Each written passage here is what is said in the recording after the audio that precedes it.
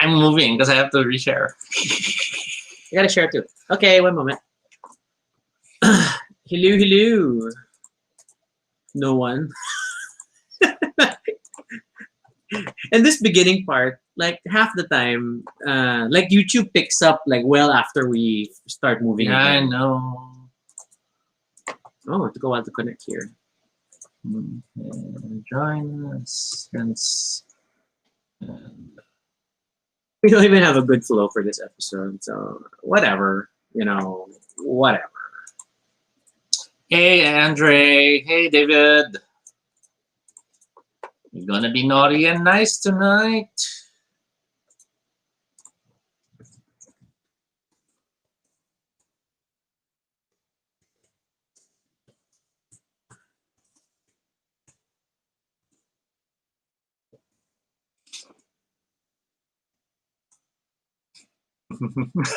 Andreas first. That's the thing,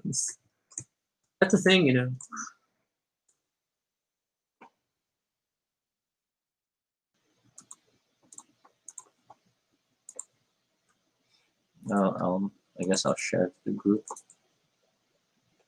YouTube, I don't know. Yeah, the YouTube link. You're right.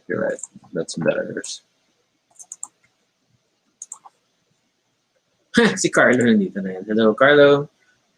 Hello, David. Hello, Jay. Welcome to episode 69.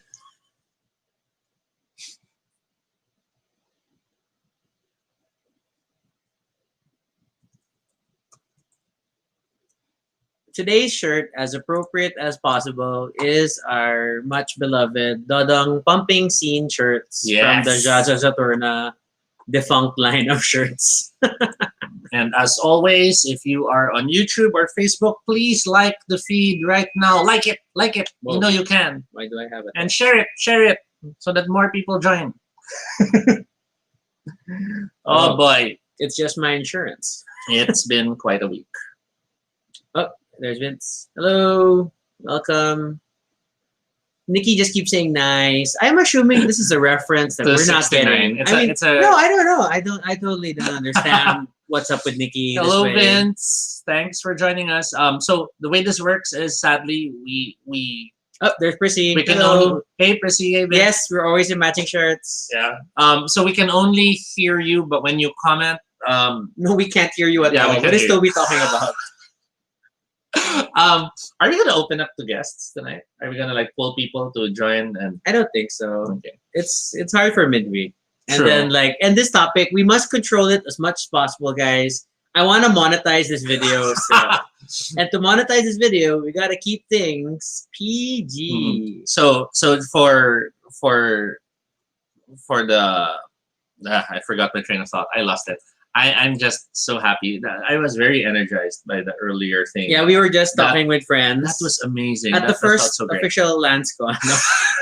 I don't think we can call it that yet. We need her permission.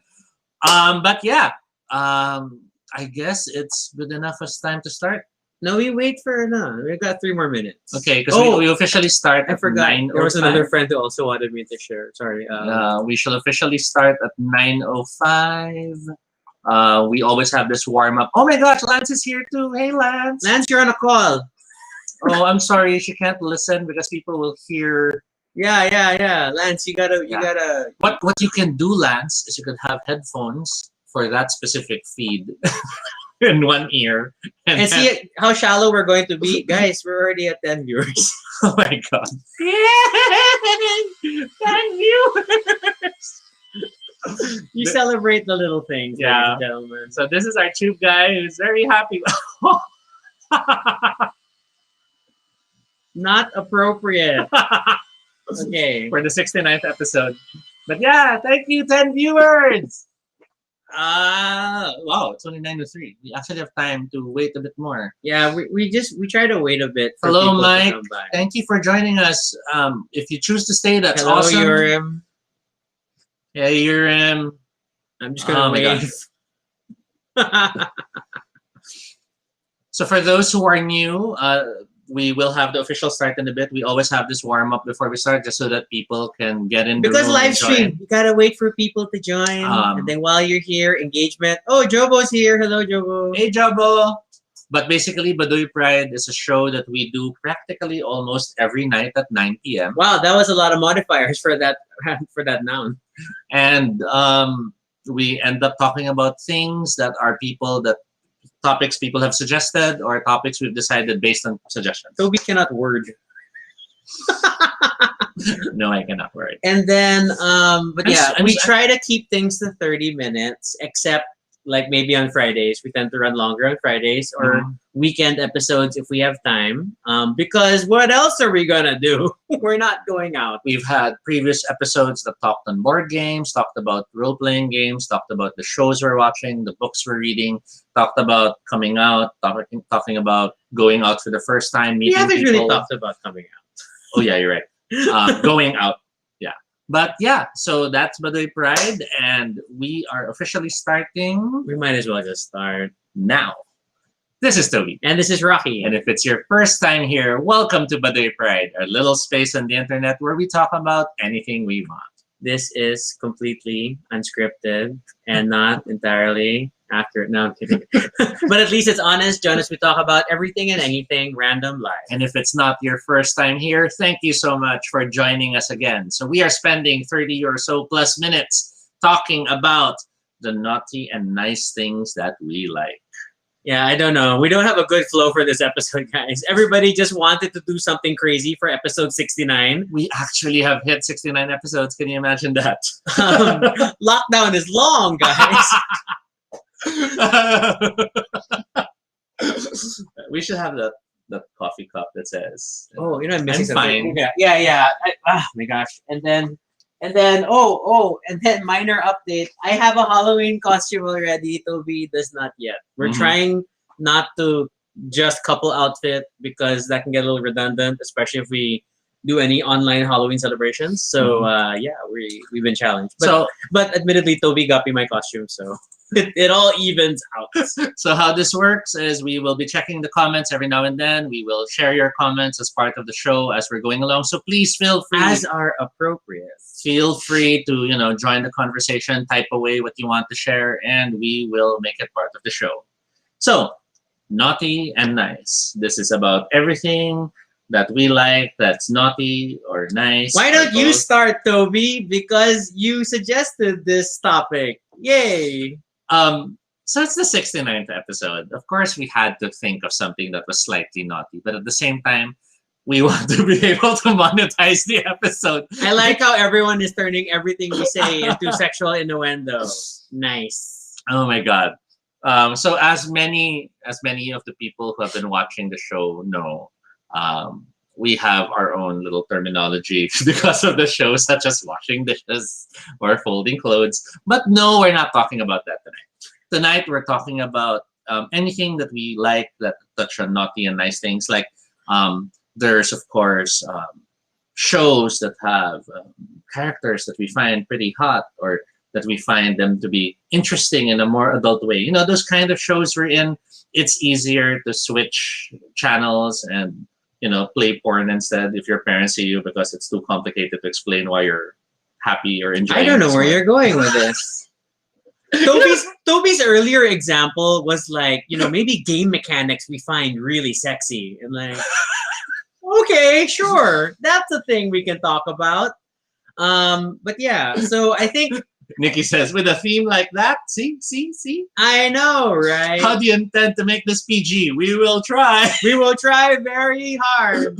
Yes, and not explicit. Say things that are too explicit. Yes, my lockdown is long, guys. So I will start with the Great Pendragon Campaign, or King Arthur's Pendragon, a role-playing game which I like because it's got its naughty and nice elements. Why or how?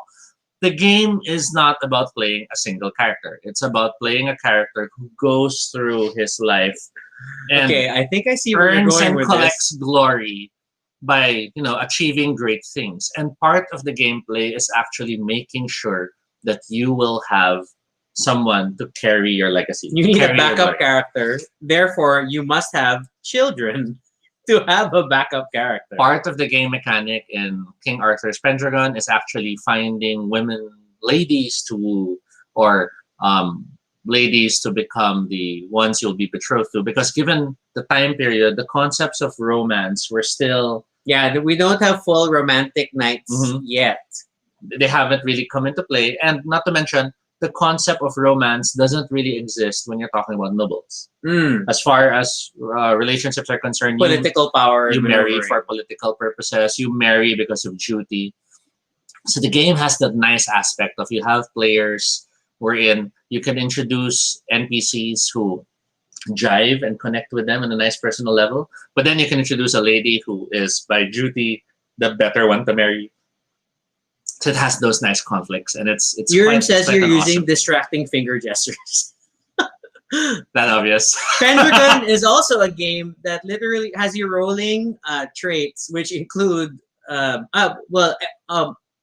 that are in opposition to one another. So you can be honest, or you can what's this? Oh, what's the opposite of honest?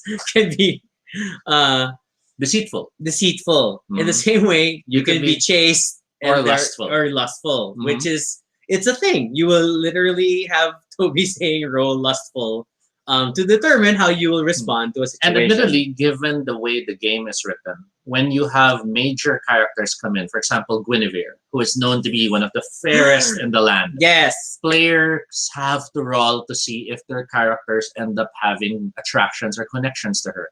We have one player who rolled and is so frustrated that the attraction he now has for Guinevere is higher than the attraction he has for his wife. But the past few years, he's expended all of his experience points to even out his affections. And it's an amazing system because it sort of has that. So if you think about it, this knight is purposely telling himself, I love my wife more. I love my wife more. I love my wife more. So he equalized his love for his wife and Guinevere already, but he still loves Guinevere more than King Arthur. So that might be a bit of a concern.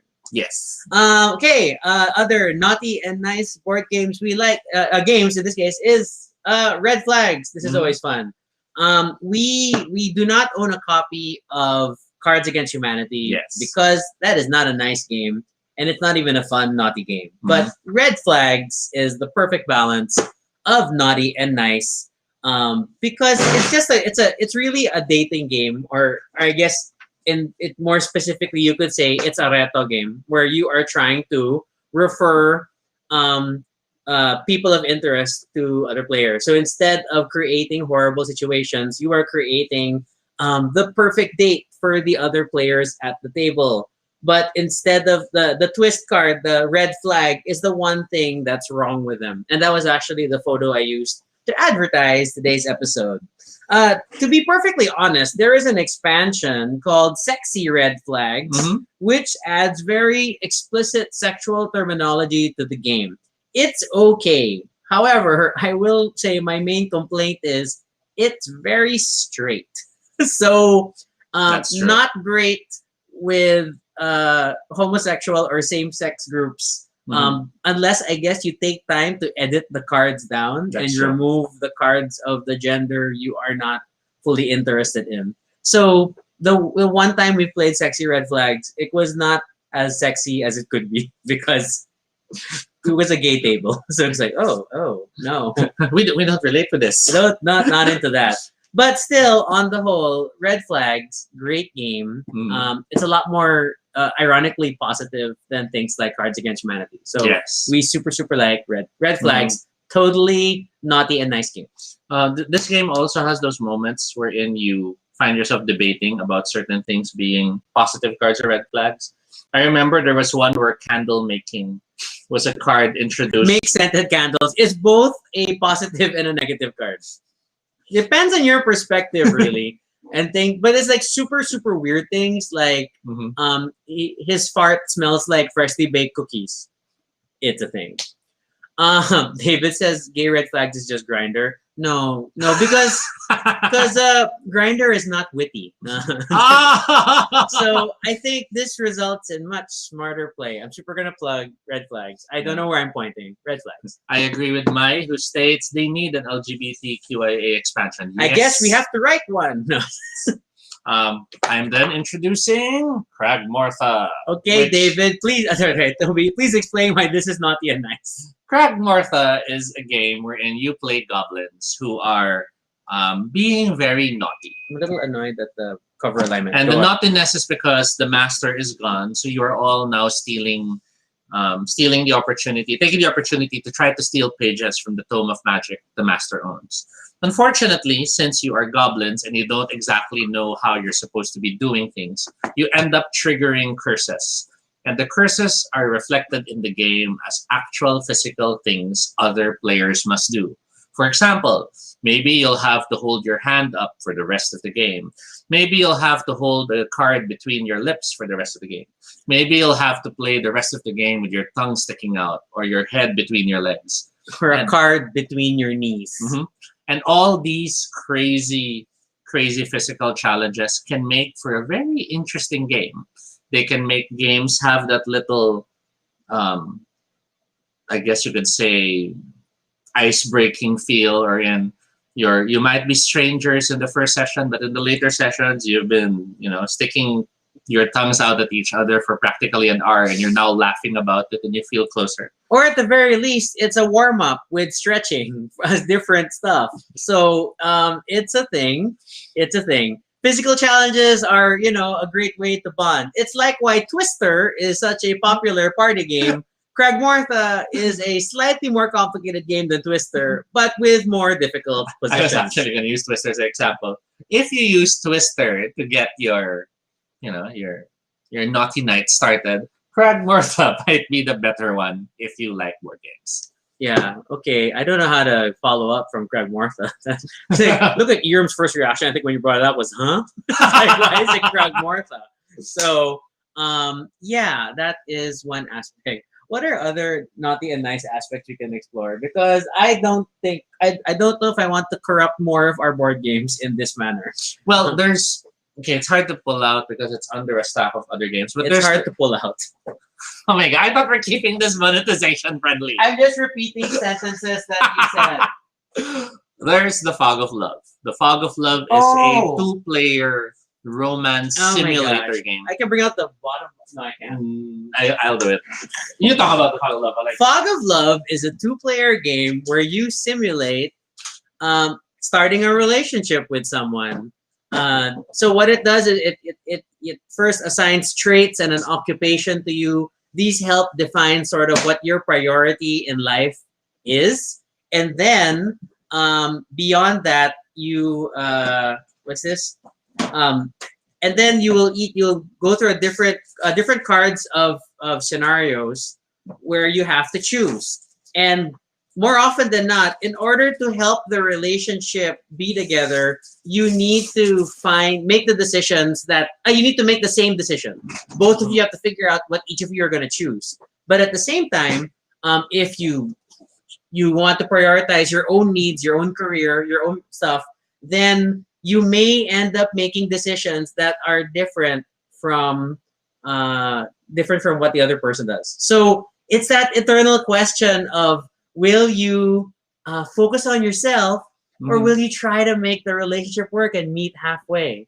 So it is literally role-playing a relationship. It is only a two-player game. It is a huge two-player game. We finished one scenario, I think. We still haven't finished our last one.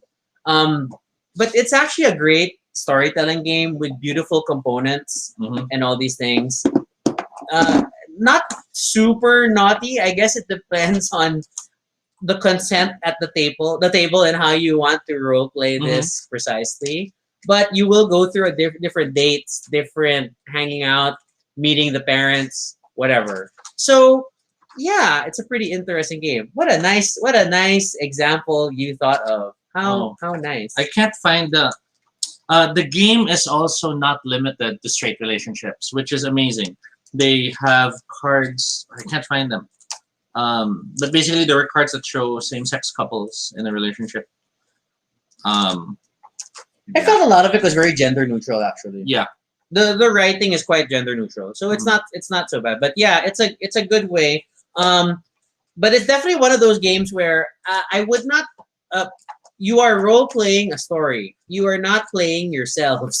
Please do not project yourselves into the game because there will be some weird character situations, especially if you're playing some of the more exotic scenarios that may involve an alien invasion or zombies and the like. So, or those scenarios wherein you might find yourself having secret goals because you need to accomplish these certain things in order to win in the game. Yeah, so I mean, again, it's a role playing experience, but don't take it to heart. Okay, especially, and you have to warn the person you are playing with at the same along the same lines. Yes. Going back to tabletop role-playing games, other naughty and nice games that we could bring up include Monster Hearts. I was gonna say anything powered by the apocalypse. We don't have a physical copy of the Monster Hearts book. I think we do, and it's like buried there. I think it's the second ed. Yeah, but Monster Hearts is basically a game wherein it tries to mix and jumble together all the role-playing monster teenage movie tropes that are out there. We call it the CW game. Everything from Buffy the Vampire Slayer to oh my gosh, I can't remember her name all of a sudden. Nikki asking, can Fog of Love ruin your possible relationship? Yes. Any game can ruin a possible relationship. That's true. If you play it hard enough. And if you're the type of couple who doesn't really communicate. But again, Monster Hearts is a game wherein you might have one player being the queen bee. And she's the queen bee because she always has her clique of girls who go around with her and they do what she says. You might have the other character who's the werewolf. So he's kind of moody and grumpy and, transforms into a werewolf. You might have the other character who's the outcast that no one really pays attention to in school. And that's because she's the ghost. And as a ghost, no one really spots her, sees her. And then you might have that character who just pines and falls in love with one of the others and tends to be the one who gets into trouble. Because you're human. Because he's the human. Monster Hearts. You're the Xander of the group. Monster Hearts has two specific systems that makes it naughty and nice. The first is bonds. Not bonds. Strings. Yes. When you do certain things in the game that net you strings, you find yourself basically entangled into connections with other people. For example, you might fail to do this action for the queen bee, and thus now you have a string towards her, which means she now can use that string to get you to do things that she wants better. Will she pull you into her hive mind, But for more mature gamers, and by mature I mean those who choose to use it, Monster Hearts also has the sex moves. There's no way getting around that term. They are called sex moves. Go. So the sex moves are basically when you enact intimacy with another player character. Of course, you all agreed to do this. And it doesn't have to be explicit sex. It's intimacy. That form of sharing of intimacy between two teenage characters then has this effect, a mechanical effect in the game. Yeah, so like the queen bee, in order to expand her hive, needs to have these moments of intimacy with other characters, and they join her hive mind, and she gets stronger. So think Stepford Cuckoos, but increasing in number. Monster Hearts, however, never tries to stick to a too serious feel. It celebrates having comedy. It celebrates having fun. Like a Buffy story. So that's one. And the other one, of course, we cannot get away from. Oh, boy. We moved the whole table. Yeah, I know. It was that powerful. Vampire the Masquerade.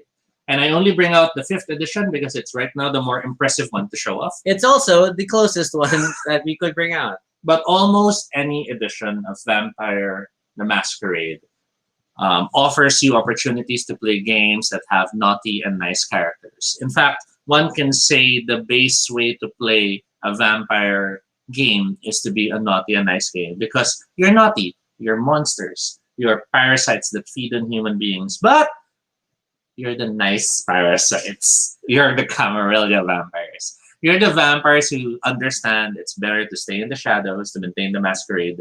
You're not the evil Sabat who just relish in being monsters. Yes, and there are elements of very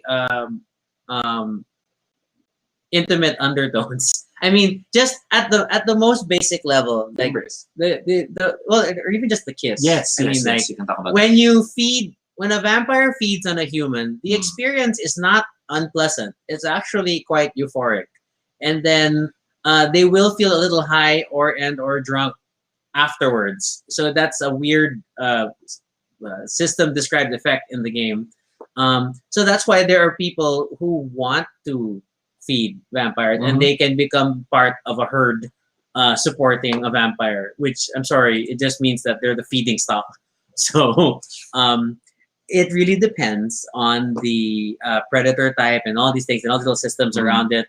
People feed in different ways. But yeah, definitely rich for naughty and nice storytelling. Urim also adds, damn Toreadors. That's true. The Toreadors are the nicest of the naughty. are the clan who recognizes and appreciates beauty and thus tend to fall in love with their mortals and the like. Mai asked, isn't that how vampire bites are supposed to be? I was sensual? about to ask that. Was that something Anne Rice started? Because I don't know if the bite was sensual during the early Dracula.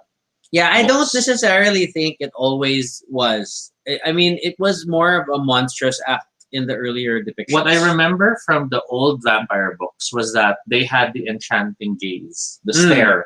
They could stare at you and you'd be entranced and you'd fall. Yeah, but if you go back to like Nosferatu, that did not look pleasant. And the bite was always still the bite. It was just that since you were enthralled, you would be willing to offer your throat. Yeah, so the bite in itself was painful. It was only, it was only through hypnosis, mesmerism, that kind of mind control stuff. Yeah, and I'm not sure if it was through Anne Rice or maybe earlier or other authors like Poppy Z. Bright that then introduced the concept that the bite itself, the feel of losing blood, became a happy feeling. Agatha Harkness, what?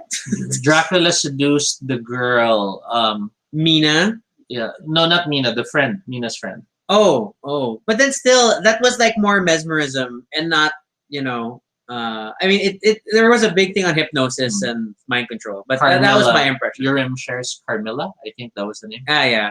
And then, we're still trying to understand why Nikki was bringing Agatha Harkness.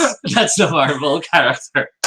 I know. It's like, what do I need with this old woman here who trained the Scarlet Witch and all that? So, Mina Harkness. Yes, that is the correct Mina. Thank you for that. Correct Harkness. Okay. What else do we have? Comic books in our naughty and nice stuff. So there's, now I can't remember. Is it Oglaf or Olga? Oglaf. Oglaf is an example of a naughty but nice comic. That's really naughty though. But then I super love that webcomic. I still visit it from time to time. It's really good raunchy humor. Yes. And then and sorry, cum sprites are adorable. So who doesn't want one? I want a plushie of that. So I haven't read it in a while, but that's always a good webcomic to revisit. And then it just kind of you can just kind of jump around. So yeah. Other comic ventures to look at. Oh, there is an Image comic called Sex Criminals. Yes. And it is all about people who have superhuman abilities. Right, Mike, it was Lucy. Go on. At the point of orgasm. So it is obviously an adult theme comic, and they're not exactly out to save the world. Actually, if anything, hence the title Sex Criminals. It's people who discover they have these abilities and uses it to their own end, like trying to rob a bank.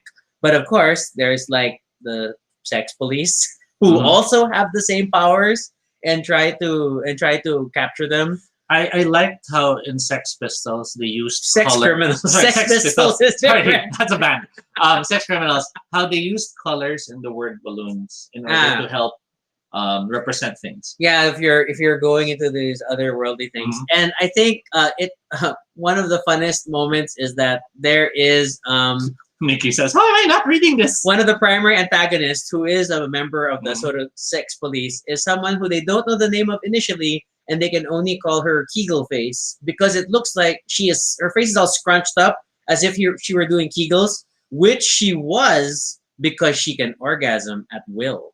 So she can trigger her powers immediately. So that's Sex Criminals. It's a great comic. Matt Fraction, the same guy who brought us like the Manhattan Projects and that wonderful Hawkeye run. Yes, which is another naughty and nice recommendation. We should recommend that. The Matt Fraction Hawkeye, I guess it's a reboot or well, it was a I just say it's the run. Yeah, it gave him a solo run. Yes, that had him spending time with what's her name? Hawkeye. That's true. She was also Hawkeye. She is. She is also Hawkeye. Kate. Okay. Am I misremembering? Yeah, yeah. Sorry, I'm confusing. I thought she was the other one that died. No. Yeah, I'm misremembering. So yeah, the Matt Fraction Hawkeye run is amazeballs, especially as guys who are interested in other guys, at least at some point in time. And this is not to say that if you are not of our persuasion, you will not find it interesting. The storytelling really is the story. Notch. Yeah. Pizza Dog is one of the best characters in the Marvel universe. Pizza Dog issue, wherein you actually go through the story in the perspective of Pizza Dog. That was amazing. But at the same time, really, I mean, I think that depiction of Matt Fraction in terms of art is just very casually sexy. It's like effortlessly, not overtly in your face. He's not as well defined as some other comic book heroes. Yes. But the realism of his proportions and stuff super works. I think it's how the artist is able to make everything look so human, so natural. I mean, most comic books are very posed positions. Yes. They're very superheroic poses. They're very I can see the chest and I can see the butt at the same time. Because I'm standing at 3/4. Yeah. But here you had him, you could feel his weight was on one foot. You could see him scratching his head while he was wondering about something. He gets super beat up. It made it very human, and that's what makes it very, very, very well done. And the comic really had fun with making him lose his shirt. It's like a total Captain Kirk moment. And it was referenced. Yes, it literally was referenced in the story, which makes it all the more funny because you're laughing along with them. Yeah. So that is definitely a naughty and nice comic that doesn't have to have the word sex in the title. I will go back to role-playing games because if you're a dog... Every time you do this, you move the whole table. If you're a dog, then maybe you're a naughty dog or a nice dog. This is a bit of a stretch. The role-playing game Pugmire has you playing dog characters in a, I guess you could say, I'm looking at our games. Human world.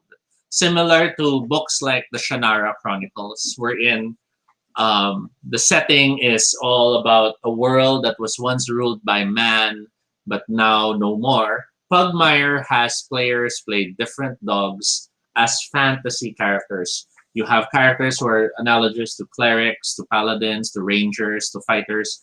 You have them worrying about these rats who are now the distorted rats from laboratories. So they are seen as this weird cult that uses strange powers and the like. You have them exploring dungeons, and the dungeons are actually more glimpses of the world that used to be man. And, you know, given the time that has passed, imagine how an amusement park would look now to a bunch of dog adventurers. Pugmire is awesome in that it still makes it feel fresh despite treading unfamiliar ground. I mean, you know, if you play Dungeons and Dragons, then this isn't too different. But even if you have been playing Dungeons and Dragons, this will feel fresh because of how it has approached everything. And the game honestly asks you. Nikki is asking if we have dog audiences. Well, some people, like me, were born in the year of the dog. So I guess we do. But yeah, look at that. That's just so adorable. This may stress more on the nice side than the naughty side. I will bring up Monikers. So Monikers is a beautiful party game. Yeah, I'm also short. So Monikers, basically it's charades ramped up to 11. You will play. You will try to get the other team to guess different cards that you have. We got a lot of Monikers, but and I can't. Some of them are definitely quite naughty terms, which is to be expected. Some will just sound naughty. I mean, like we have a card for Blackula, you know, Black Dragula, and then things like that. Homo erectus, you know, the proto-human figure, of course. What else are we talking about? So it's definitely a good game. It's definitely smart.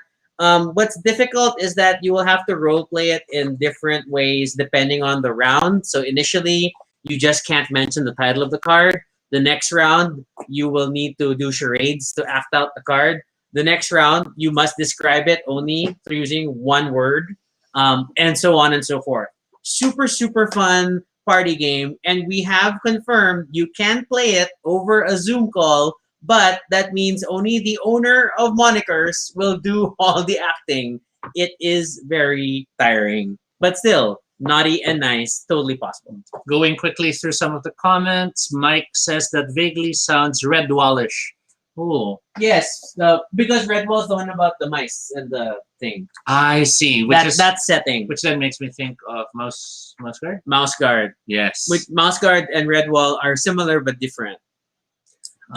We gotta bring out other card game obvious of interest. Yes. Why did we not bring it up sooner? Is Hugot. Yay, Hugot. Made by the Epic Gaming Regiment, the incredibly creative mind of Thomas Regala. Hugot is a local game. Oh, cards are falling out. Is all about those naughty and probably nice, but most of the time naughty and painful moments in your life. It really celebrates Hugot culture, dare I say, that we, have a lot of people who think about this and are very quick to play this out. But yes, it is a classic example of naughty and nice. I played it with my team at the office, although the ones that were making reference to salary and difficulty at work are probably not fun when you're playing at a table with your boss. That made it not so nice. It has cards, everything from talking about your crush, talking about your salary, what you could give to someone you like, or in a breakup, you are like blank. And then similar to games like Apples to Apples or Red Flags or Cards Against Humanity, everyone else on the table plays their own card in reference to the question you brought up. But unlike those games, in this game, you are then invited to further explain bakit yun yung hugot mo. Yeah. So if it was Ilarawan si Crush and you show the card plastic bag, you don't just say plastic bag. You have to explain why it's a plastic bag. And that is what makes it such an amazing, naughty, and nice game, especially when you are playing with friends who get what you are referencing. Yeah. And so, and this game has expansions. There's the base game Hugot. There's Hugot pa more, which is the second expansion. And the last one's the wittier one. The last one is Pansion. Wag mo nang hanapin ang X, which is an amazing title for a third expansion. And totally ties into that sort of Hugot culture target audience. So we heard our duck, which means we have reached 30 minutes, so we should wrap up. I shall wrap up with a video game. Death Stranding. Why is it naughty and nice? I will just smile.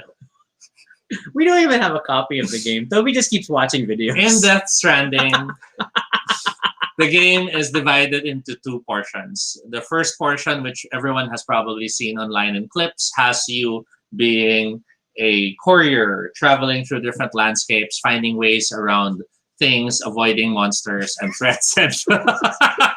What? Because you've moved the table so much. I'm sorry about that. You're out of frame. But there is a second gameplay that happens in this game, and it all has to do with him and the fact that he is like a Tamagotchi in that room. In that room where you actually interact with him, you will see if you can convince him to brush his teeth, to bathe, to eat. In some cases, to even, get rid of certain excretions in order to calm his bladder and the like. And yes, weaponize his poop. But that's getting ahead of myself. The fact is, it's fun. I mean, I haven't played it yet, but I could see how much naughty and nice fun you can have in a game where you have him, Norman Reedus, as your Tamagotchi. He does not approve of you looking at him inappropriately. He will get mad. He will smack you in the game if you keep staring in the wrong place. So yeah, that's amazing. That's a good example. I don't know. Oh, sorry. Thank you to Urim for this. And then I don't know from what else to throw in. I mean, like there are a bunch of, oddly enough, we're in this age of all these interactive storybook style games. Hence, was this Dream Daddy and all these other simulators. Yes. I played them. Definitely naughty and nice. Not my cup of tea because I don't have the patience necessarily to get through the whole thing. But and it's very linear. I mean, there are branching choices. It is a choose your own adventure book. Sorry, But Jace has finished it recently. If you're talking about Death Stranding, friendship over. yeah, so he is referring to that. Okay, go on, go on. Yeah. I mean, you just do it for the cheesy art, and Mhm. then at least they are guys of a persuasion that I'd be more interested in. So it Since gets credit for that. nearing the end of, since we should be ending the show, Should be ending. I want to throw in a few more things. Shows. Doom Patrol is so naughty and nice. I do not recommend watching the series if your parents will walk in, because they might be weirded out why there are F ghosts going around in the episode, floating around and doing it. Yes. But it is such a brilliant show if you're the fan of the comic series. The show super captures the insane brilliance of the comic. Well, the Morrison run of the comic Yes. primarily. So Doom Patrol is definitely a naughty and nice episode. Sex Education is another one. Oh, of course, Which- because we all want Gillian Anderson giving us sex tips, right? Yes, So- that show is so good, and it's so brilliant in how it explores different topics. It still has humor and yet still has depth. And then what's his name? Asa Butterfield. Yes. Is Still a child. he doesn't seem like he's acting in that show. Yeah, It's such a natural. It's very natural. It's a very natural acting, and it's just amazing. I guess that's it. Dun, dun, dun. Yeah, I think that's it for me. Unless there's anything else you'd like to add. I think we have said enough. And guys, congratulations. I think we kept it PG today. Good job. I hope so, because we still did use some terms that might be flagged. YouTube will still have to be the final arbiter to decide how this will go, but I will run the monetization test to find out. And we will hope that it will go well. Carlo, this episode went unexpectedly well. Carlo, this is our sentiment as well. We did great. Awesome. For a totally different concept. Oh, Noel, you just joined. I'm so sorry. We're already wrapping up. Yeah, I guess the last one I could add, which sadly I'm not sure if the app is still out. I think it was called Fingal, Oh my gosh. which was if you could play Twister with your fingers with someone else. So please check it out. And I don't know if the app is still available, but Fingal was definitely one of the naughty and nice games we used to enjoy playing with. The people. soundtrack is total 70s retro adult Yes. entertainment. It's very wow. Don't do that, Toby. That is not nice. That may flag us for this episode. Spoiler shark. Okay. Yeah, Fingal. I'm curious to search now to see if it's around. But these are weird things that Toby has But done. I guess we shall go to our extra. That's more than 30 minutes, but we definitely had a great time, and we hope you had a great time too. If you have questions or suggestions for, I don't know, the 169th episode, then feel free to fill out the Google form at bit.ly Baduy Pride Ideas. We love to hear from you. I will give credit to Nikki, who wanted the word nice in the title of this episode. Actually, he wanted the title just to be nice. Nice. But we just added naughty in for context. You can follow us on Twitter, Altoby No Shade, RG Sunico. You can also check out our blog. That's baduypride.com. Especially if you have not seen the previous episodes, the blog has all of them there. You can also check out YouTube for the other previous episodes. It's a lie because the Baduy Pride links to the YouTube videos, so it's the same thing. It's a loop. Okay, yes. Feel free to continue the conversation in the comments below. What other examples of games, popular fiction, media have you found to be naughty and nice? Let us know. And then, of course, be sure to subscribe for notifications, whether on Facebook or YouTube, so you don't miss our next live stream. Once again, we're not done. Yeah. We won't have an episode tomorrow. Oh, yeah, because we're going to be pretending to be vampires again. But we will most likely see you on Thursday. Yes. So, I was already there, but okay. And this is Rocky. and this is Toby. And this is Baduy Pride. Thank you for watching. Have a great Thank you evening. for watching. Bye.